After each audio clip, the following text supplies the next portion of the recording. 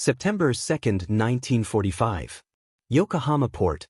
The air tastes of salt and ash. Dawn breaks over a harbor filled with American warships, their gray hulls looming like steel mountains against the pale sky. On the docks, thousands of Japanese civilians stand motionless, their faces masks of fear and exhaustion. For 4 years, they have been told what awaits them now. The enemy comes not as soldiers but as demons, bringing torture, humiliation, and death. The propaganda posters are still visible on crumbling walls throughout the city.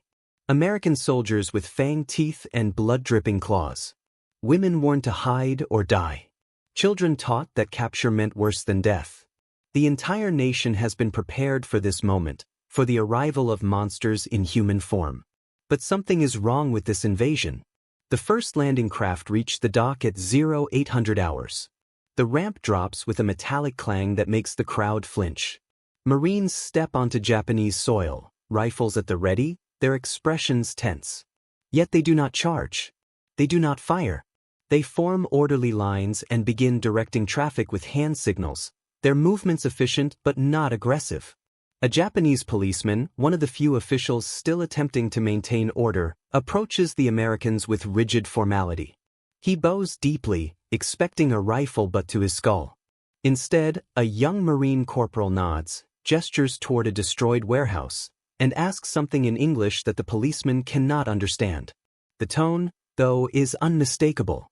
It is not a shout. It is a question. For the first time in 4 years of total war, something has broken the narrative. You have to understand the psychological preparation that preceded this moment. Since December 1941, the Japanese civilian population had been systematically conditioned to fear the Americans as something less than human. Ministry of Education pamphlets distributed to every household described American soldiers as beasts who would defile temples, murder elders, and commit unspeakable acts against women and children. Radio broadcasts featured testimonies from soldiers who claimed to have witnessed American atrocities in the Philippines and on Pacific Islands. School children were taught that surrender meant slavery, that the enemy knew no mercy, that death was preferable to capture. This was not propaganda in the abstract sense. It was an integrated belief system, reinforced daily through every channel of communication. The invasion they expected was one of systematic vengeance. But the Americans who stepped onto Yokohama's docks in September 1945 carried something unexpected in their rucksacks. Chocolate bars. Chewing gum. Hard candies wrapped in colorful paper. Small luxuries that most Japanese civilians had not seen in years, luxuries that would shatter everything they believed about their enemy. The occupation plan was meticulously crafted. General Douglas MacArthur, Supreme Commander for the Allied Powers, understood that Japan's transformation required more than military domination. It required psychological reconditioning. The directive was clear: treat the Japanese people with firm but fair authority. Demonstrate American values through action, not lecture. Show them that their government had lied. Yet policy documents and strategic directives cannot capture what happened when theory met reality. When young American soldiers, many of them still teenagers themselves, first encountered Japanese children hiding in the rubble of bombed-out cities. In the ruins of Yokohama, a 7-year-old girl named Michiko Tanaka huddled behind a concrete pillar, watching the Americans through eyes hollowed by malnutrition. She had not eaten anything but watery rice gruel in 3 days. Her mother had told her to hide, to be silent, to become invisible. The Americans, her mother warned, would take her away. But one soldier noticed her. Private James Sullivan, 19 years old, from Chicago, had seen enough destruction to last a lifetime. Okinawa had taught him what war did to civilians. The skeletal children in Saipan's caves had haunted his dreams. Now, standing in this destroyed port city, he saw a little girl who reminded him of his younger sister back home. He reached into his pack and pulled out a Hershey bar. What happened next was witnessed by dozens of Japanese civilians. Sullivan approached slowly, hands visible, making no sudden movements. He knelt down, held out the chocolate, and smiled. The girl stared, her mind struggling to reconcile the image before her with everything she had been taught. Monsters did not smile. Demons did not kneel. Her tiny hand reached out, trembling, and took the candy. The watching crowd gasped. Some expected violence to follow, certain this was some cruel American trick. But Sullivan simply ruffled her hair, stood, and walked back to his unit. The girl unwrapped the chocolate with shaking fingers and took a bite. The sweetness exploded across her tongue, a sensation so intense she nearly cried. That single moment, multiplied thousands of times across Japan in those first weeks of occupation, began the great psychological unraveling. September 3rd through 15th, 1945. Tokyo, Osaka, Nagoya. The occupation spreads like water finding cracks in concrete. American forces deploy to every major city, establishing command posts, securing infrastructure, beginning the massive task of disarmament. The Japanese population watches, waiting for the violence that propaganda promised. Instead, they witness something more disturbing to their conditioned minds: routine. American soldiers set up field kitchens in city squares. The smell of cooking meat drifts through neighborhoods where families have subsisted on rationed rice and soybeans for years. Children, drawn by hunger stronger than fear, creep closer. Their parents whisper harsh warnings, but the children have already begun to doubt. If the Americans were monsters, would they cook food in the open? In Tokyo's Shinjuku district, Sergeant Robert Martinez establishes a military police checkpoint. His orders are straightforward: maintain order, prevent looting, assist civilians in locating displaced family members. But Martinez, a father of two from Los Angeles, cannot ignore the children who gather at the checkpoint's edge every morning. They are thin, so thin their joints seem too large for their limbs. Their eyes follow every movement, tracking the MPs as they eat breakfast. Martinez starts setting aside portions of his rations. Sometimes canned peaches, which the children devour with an intensity that breaks his heart. One morning, a Japanese mother approaches. She bows so deeply her forehead nearly touches the ground, a gesture of desperate humility. Through pantomime and broken phrases, she conveys that her son is sick, that he needs food. Martinez gives her his entire breakfast plus 2 chocolate bars from his pack. The woman stares at the food in her hands, tears streaming down her face. This is not the behavior of conquerors. This is mercy, a concept she did not expect to encounter. The pattern repeats throughout occupied Japan. American soldiers, many carrying candy specifically for this purpose, begin the systematic demolition of Japanese propaganda through simple acts of kindness. The candy becomes a symbol, but it represents something deeper: the fundamental humanity that propaganda had worked so hard to erase. Japanese military planners had predicted American occupation would mirror Japanese behavior in conquered territories. They expected brutality because that was the template they understood. The rape of Nanking, the treatment of POWs, the forced labor camps, these were not aberrations in their military culture but standard practice. They assumed the Americans would respond in kind. But American military culture, shaped by different values and Geneva Convention training, operated on different principles. Soldiers were explicitly ordered to treat civilians humanely. Violations were punishable by court-martial. The doctrine emphasized winning hearts and minds, not inspiring terror. Of course, the reality was more complex than any doctrine. Some American soldiers did commit crimes. Some harbored deep hatred for an enemy that had killed their brothers at Pearl Harbor, Bataan, and across the Pacific. But the overall policy, reinforced by strict discipline, created an occupation fundamentally different from what Japanese civilians had been taught to expect. The candy distribution was not official policy. It emerged organically from individual soldiers who carried remnants of home in their packs. Chocolate bars from care packages. Gum purchased at base exchanges. Hard candy that survived the tropical heat of Pacific campaigns. These small luxuries, trivial to Americans accustomed to abundance, became powerful psychological weapons in a nation that had forgotten what sweetness tasted like. In Osaka, a group of Marines established a distribution point for displaced civilians. Every person who registered received a blanket, a can of food, and a piece of candy. The Japanese officials assisting with registration were baffled. Why waste resources on candy when people needed calories? But the Marines understood something the officials didn't. The candy wasn't about nutrition. It was about hope. It was a signal that the world contained more than survival, that life included moments of unnecessary joy. Children who received candy shared it with siblings, breaking single pieces into fragments so everyone could taste. Parents who watched their children smile for the first time in months felt something shift inside them. The propaganda machine that had sustained their resistance began to crack. By mid-September, Japanese civilians began approaching American soldiers voluntarily. Not with hostility, but with confusion and cautious curiosity. If the Americans were demons, why did they give children candy? If they came to enslave Japan, why did they establish field hospitals that treated Japanese civilians for free? The cognitive dissonance was overwhelming. 4 years of indoctrination collided with 2 weeks of reality, and reality was winning. September 16 through October 1945. Rural Japan.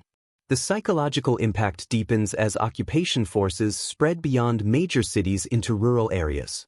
Here, where propaganda penetrated most thoroughly and contact with the outside world was minimal, the contradiction between expectation and reality becomes even more stark. In farming villages throughout Honshu, American supply convoys pass through dirt roads, their trucks loaded with more food than most Japanese have seen since before the war. The convoys are heading to occupation bases, but they stop in every village. Soldiers distribute rations, medical supplies, and yes, candy to children who gather at roadside. The farmers watch in silence. They have been told by their military that Japan lost the war because American production overwhelmed Japanese spirit. But seeing it firsthand is different. The trucks keep coming, convoy after convoy, their supplies seemingly endless. One farmer later wrote in his diary, "I understood for the first time why we lost. You cannot fight infinity." The candy becomes a symbol of this infinity. American soldiers give it away casually, as though it costs nothing. To Japanese families who have rationed every grain of rice, this casual generosity is incomprehensible. It suggests an economic reality so vast, so abundant, that luxuries can be distributed freely to enemy civilians. Colonel Henry Reed, stationed in Nagano Prefecture, observed the psychological transformation firsthand. The children were the key, he later wrote in his memoirs. Once they lost their fear, the adults followed. And nothing worked better than candy. It was impossible to maintain the image of American demons when those demons were handing out chocolate. But the candy distribution revealed something more troubling to thoughtful Japanese observers: their own government's failures. During the war years, sugar rations had been reduced to almost nothing. The government had promised that sacrifice today would bring victory tomorrow. Victory would restore abundance. Instead, defeat brought abundance. The Americans, who were supposed to take everything, were giving things away. The psychological implications were devastating. In Tokyo, a former schoolteacher named Hideki Yamamoto watched American soldiers distribute candy to children in Ueno Park.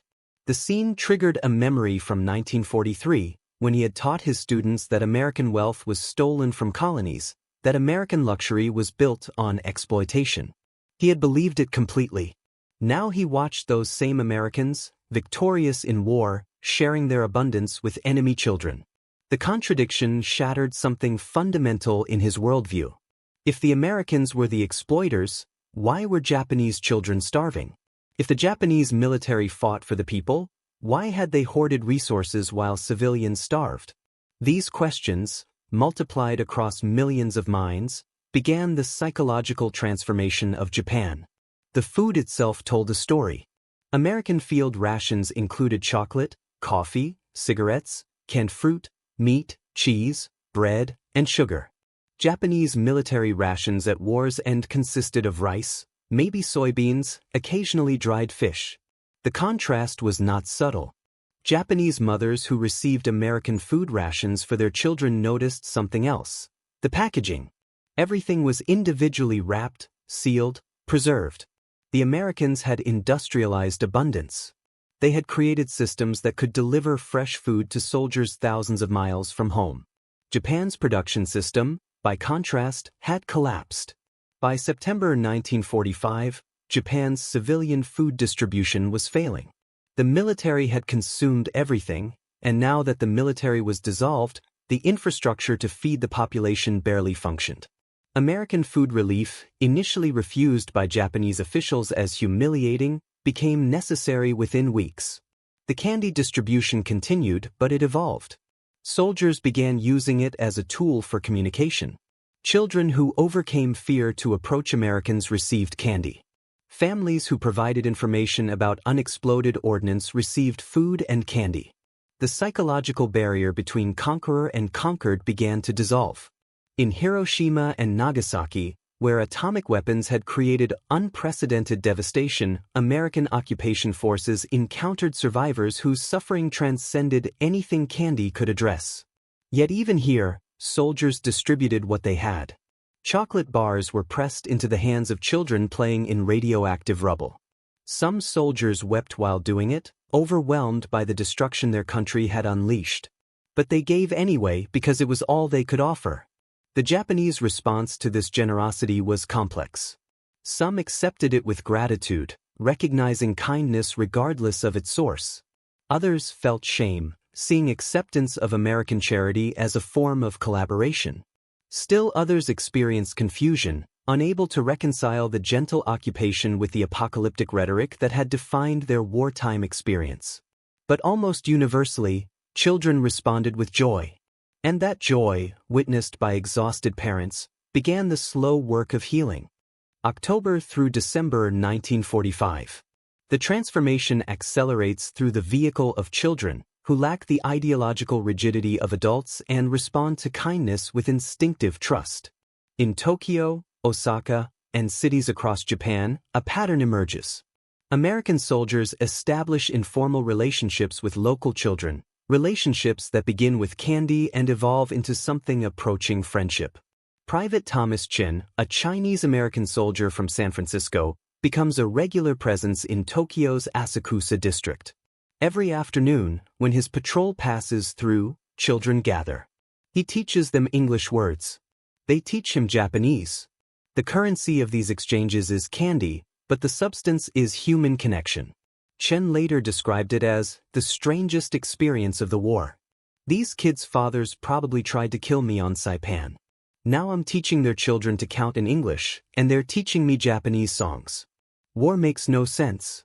But it made perfect sense to the American strategic planners designing occupation policy. General MacArthur understood that Japan's transformation required psychological as well as political reform. Winning children's trust would accelerate adult acceptance of American presence. The candy distribution was never officially mandated, but it was tacitly encouraged.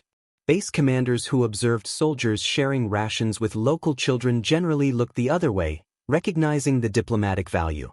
Japanese parents watched this phenomenon with mixed emotions.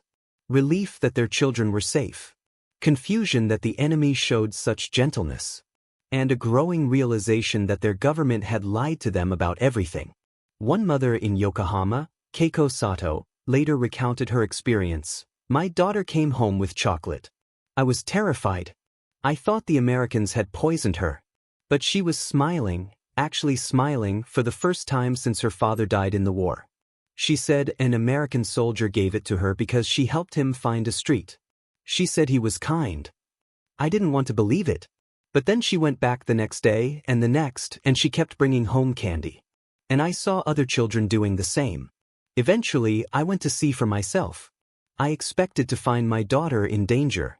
Instead, I found her teaching an American soldier how to use chopsticks. He was laughing. She was laughing. That's when I knew the war was truly over. Not when the emperor announced surrender, but when I watched my daughter laugh with an enemy soldier." This dynamic repeated throughout Japan. Children became bridges between two cultures that had spent years trying to annihilate each other.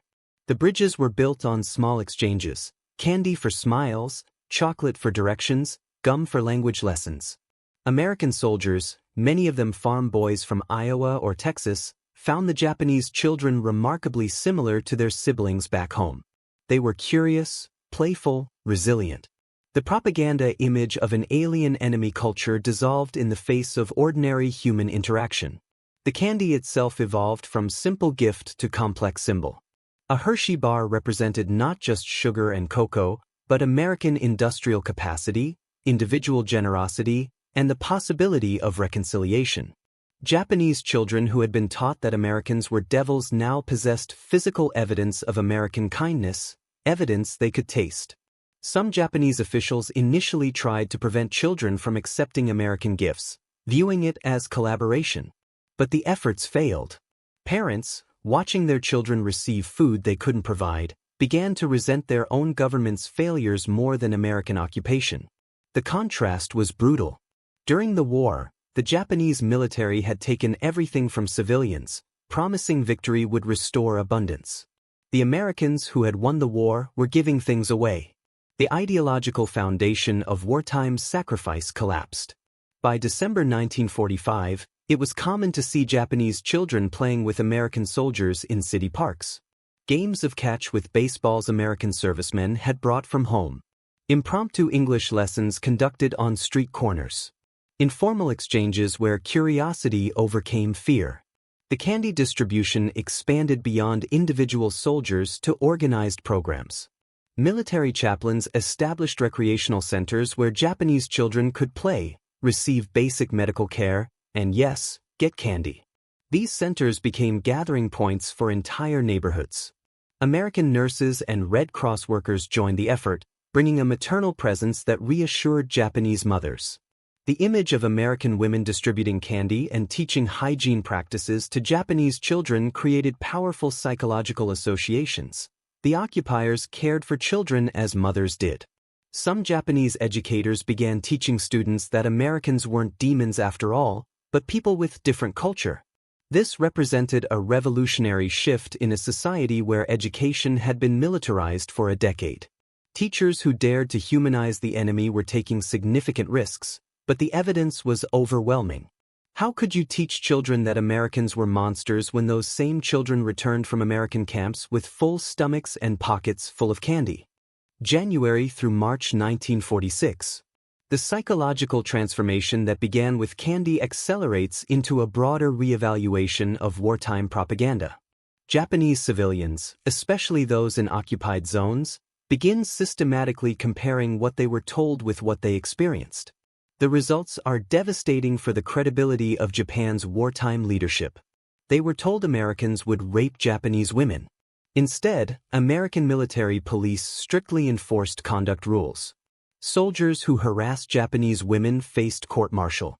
The occupation authorities established women's shelters and provided resources for female-headed households. They were told Americans would enslave Japanese men. Instead, occupation authorities paid wages for labor, provided work programs, and began rebuilding infrastructure. Japanese workers hired by American engineering units earned more than they had under the wartime economy. They were told Americans would destroy Japanese culture.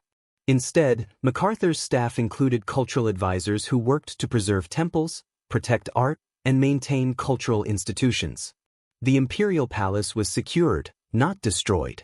They were told Americans would starve the Japanese population as revenge. Instead, American food shipments prevented mass starvation during the winter of 1945 to 1946. Emergency rations, medical supplies, and yes, candy, flowed into Japan at American expense. Every prediction had been wrong. And the candy, that trivial luxury given to children, became the most visible symbol of propaganda's collapse. Japanese newspapers, now freed from military censorship, began publishing accounts of occupation realities.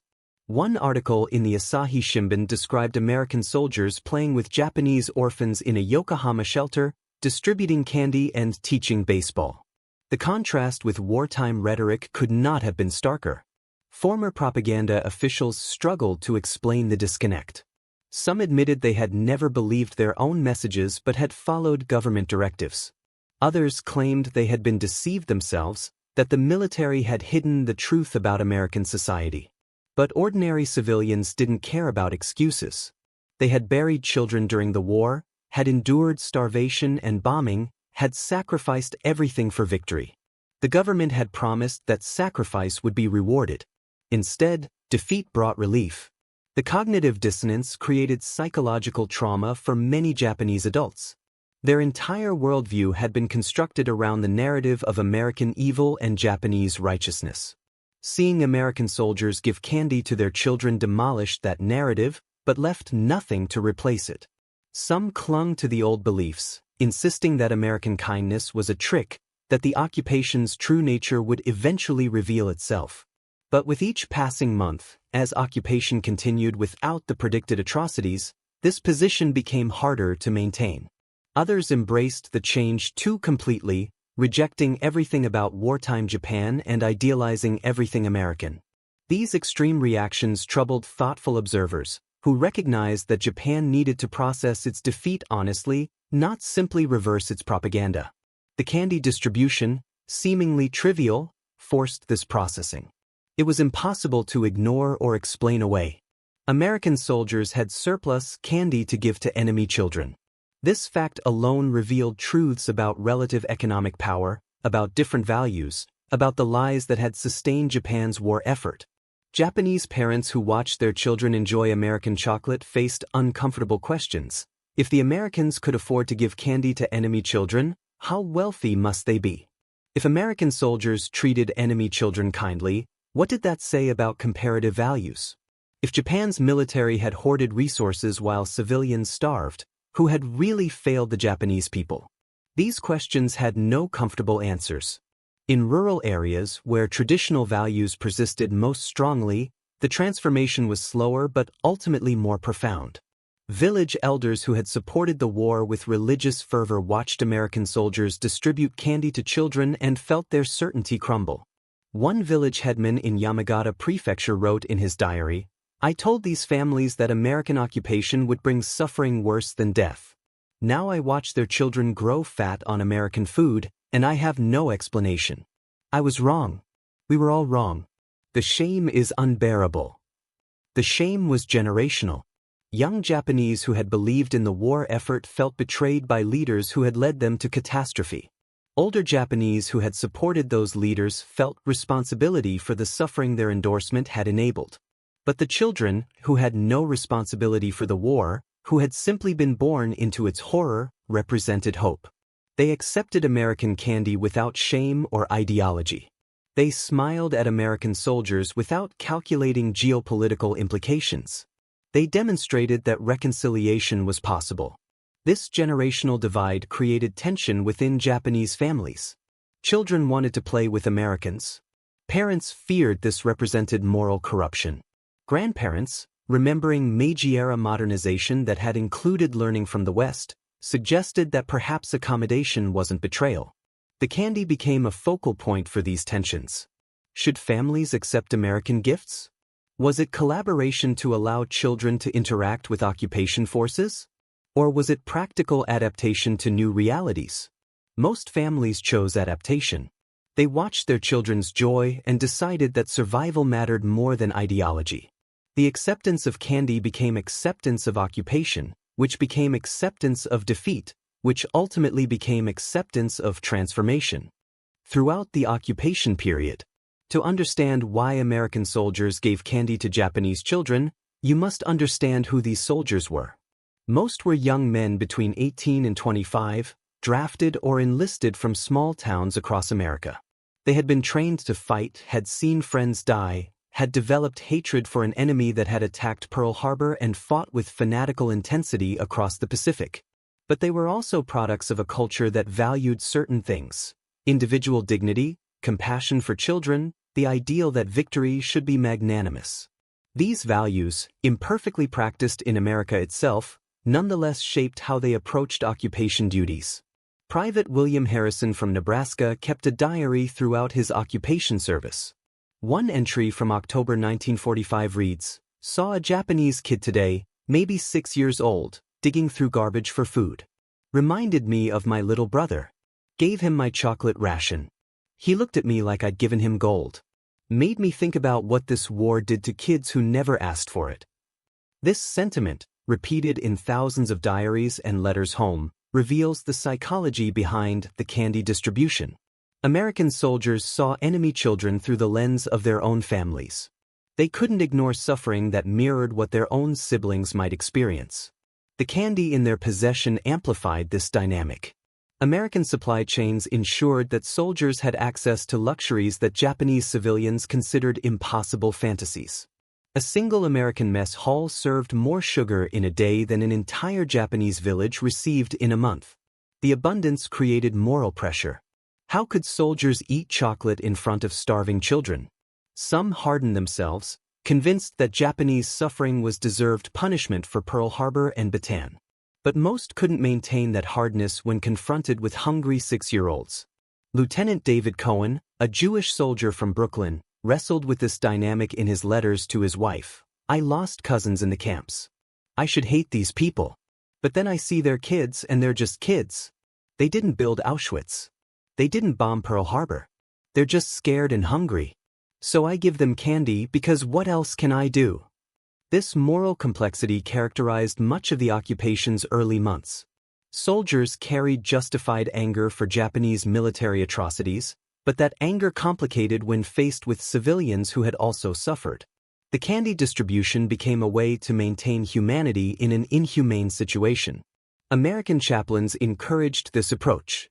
They preached that Christ's message of forgiveness extended even to former enemies, that demonstrating Christian charity to Japanese children would validate American moral superiority more effectively than revenge. Not all soldiers embraced this message. Some distributed candy grudgingly, following orders without enthusiasm. Others refused to fraternize at all, maintaining professional distance from the occupied population. But enough soldiers engaged with genuine compassion that the pattern became widespread. The child who received candy from a Marine on Monday told friends, who approached a different soldier on Tuesday, who received chocolate from a soldier who had lost brothers at Iwo Jima but couldn't punish children for adults' crimes. The soldiers also recognized practical benefits. Children who trusted Americans provided information about unexploded ordnance, black market activities, and potential security threats. The candy was both humanitarian gesture and intelligence tool. But for most soldiers, the calculations weren't that cynical. They gave candy because it made children smile, and children's smiles reminded them that the world contained something besides war. In the rubble of defeated Japan, a child's joy represented the possibility of normal life. 1946 to 1952 and beyond. The candy distribution continued throughout the occupation period, evolving from spontaneous gesture to semi-organized program. By 1947, American officials recognized the diplomatic value and began incorporating it into broader Hearts and Minds initiatives. Schools rebuilt with American assistance held opening ceremonies where military personnel distributed school supplies and candy to students. Medical clinics treating Japanese civilians kept candy supplies for child patients. Recreation programs established by occupation authorities always included treats for participating children. The cumulative effect was a generation of Japanese children whose first memories of Americans weren't of bombs and fire, but of kindness and chocolate. This generational imprinting influenced Japan's post-war trajectory in profound ways. Michiko Tanaka, the 7-year-old who received her first chocolate from Private Sullivan in Yokohama's ruins, grew up to become a teacher. In interviews during the 1980s, she described that moment as foundational to her worldview. I learned that enemies can become friends, that kindness crosses language barriers, that small gestures have great meaning. She taught these lessons to her students, passing forward the experience of reconciliation that began with candy. Multiply her story by millions, and you begin to understand why post-war Japan developed the relationship it did with America.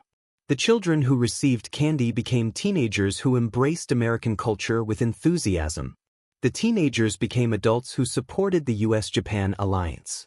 The adults became elders who remembered occupation with complicated but ultimately positive sentiments. This outcome wasn't guaranteed. Occupation could have bred lasting resentment, especially given the atomic bombings and conventional bombing that had killed hundreds of thousands.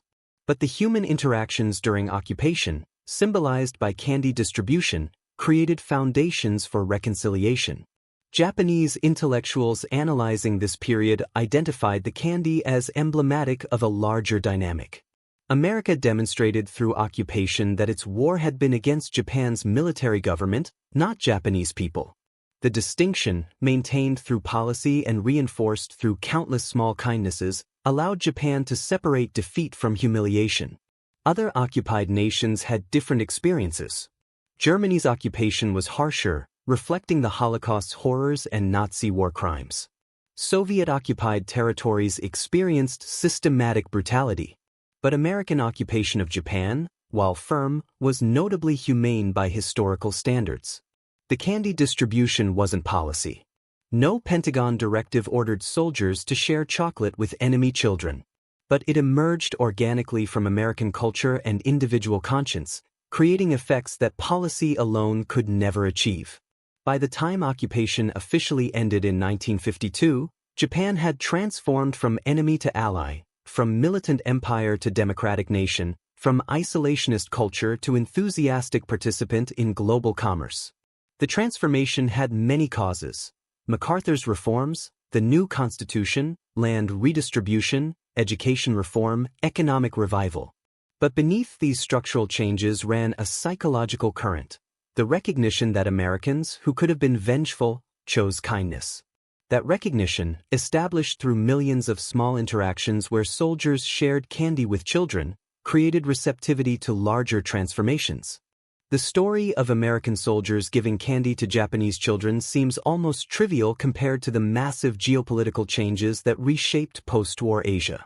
Yet it reveals something fundamental about how enemies become allies, how occupation succeeds or fails, how societies heal from traumatic defeat. The candy was never just candy. It was a message: you are not our enemy. Your children deserve kindness. The war is over, and life continues. These messages, communicated through chocolate and gum, accomplished what official proclamations could not. Japanese civilians had been conditioned to fear American occupation as existential horror. They prepared for slavery, rape, starvation, destruction. Instead, they received kindness, particularly toward their children. The cognitive dissonance this created was overwhelming, forcing re-evaluation of everything they believed about the war and their enemies. The transformation began with children because children are humanity's clearest mirror. Soldiers who could maintain hatred for adult enemies found it impossible to sustain that hatred when confronted with hungry 6-year-olds who looked like their own siblings. Japanese parents who watched Americans give candy to their children faced a simple, devastating reality: the enemy was more generous to Japanese children than their own government had been. This comparison demolished propaganda and opened space for new understanding. The candy distribution was not calculated strategy. It was human impulse, translated into action by young soldiers who carried abundance in their packs and couldn't ignore children's suffering.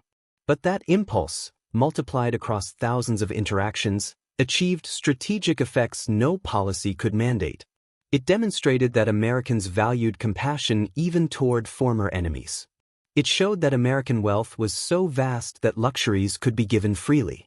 It proved that enemy civilians were seen as human beings, not conquered subjects. These lessons, absorbed by a defeated population desperate for hope, shaped post-war Japan's trajectory. In the ruins of Hiroshima, where atomic fire had killed tens of thousands, American soldiers gave candy to survivors' children. The moral complexity of this gesture is almost unbearable. The nation that dropped the bomb also brought the chocolate. War criminals and candy distributors wore the same uniform. Yet the children who received that candy grew up to build modern Japan, a nation that rejected militarism and embraced peace. Their formative memories included American kindness during their darkest hours. Those memories influenced how they rebuilt their society. History contains no perfect moments, no simple moral lessons. American occupation of Japan succeeded partially because of wise policy, partially because Japan's leadership chose cooperation, partially because Cold War dynamics required a strong Pacific ally.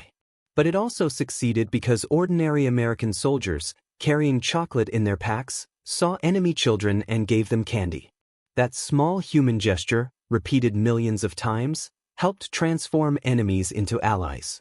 The Japanese civilians who couldn't believe American soldiers gave candy to their children learned something profound: that war ends, But humanity persists. That enemies can become friends. That small kindnesses, offered across the divide of recent violence, can heal wounds that policy cannot reach. In the end, the chocolate bars and chewing gum weren't just treats. They were hope made edible. They were proof that the world contained more than suffering. They were the first small steps on a long road toward reconciliation.